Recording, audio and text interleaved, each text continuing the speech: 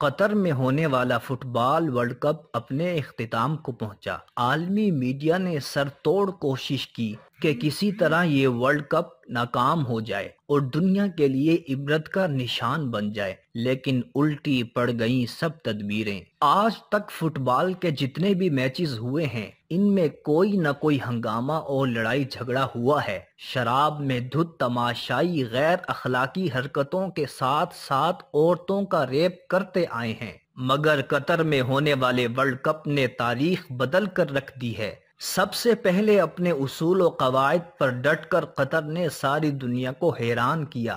Fit بال world cup کے matches میں شراب سب سے زیادہ پی جاتی تھی، جبکہ قطر نے پبلک مقامات پر شراب نوشی پر پابندی لگا دی۔ ہم جنس پرستوں کا داخلہ ممنوع قرار دے دیا۔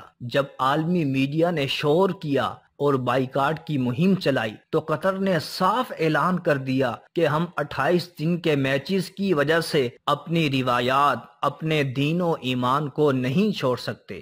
جب ورلڈ کپ شروع ہوا تو پوری دنیا سے شائقین جوک در جوک کھینچے چلے آئے۔ امن و امان دیکھ کر سب حیران رہ گئے، کہیں پر ایک گملہ بھی نہیں ٹوٹا۔ خواتین نے اپنے انٹرویوز میں صاف کہا کہ ہم نے اس ورلڈ کپ میں اپنے آپ کو سب سے زیادہ محفوظ پایا ہے، اور ہمیں جو عزت و محبت سے نوازا گیا ہے یہ ہم نے زندگی میں پہلی بار دیکھا ہے۔ قطر کی اس ثابت قدمی، دین پسندی، ایمانی غیرت، باکمال انتظام و انصرام، سخاوت و فیاضی نے دنیا کو چونکا کر رکھ دیا ہے۔ حتیٰ کہ فیفا نے اس کامیابی کو دیکھ کر اپنے قوانین میں تبدیلی کی ہے اور قطر کے لیے مزید میچز کی منظوری دے دی ہے۔ سچ ہے کہ دین و ایمان پر ڈٹ جانا دنیا و آخرت میں کامیابی کا ضامن ہے۔ اس عظیم الشان کامیابی پر عالم اسلام کی طرف سے قطر کو دلی مبارکباد قبول ہو۔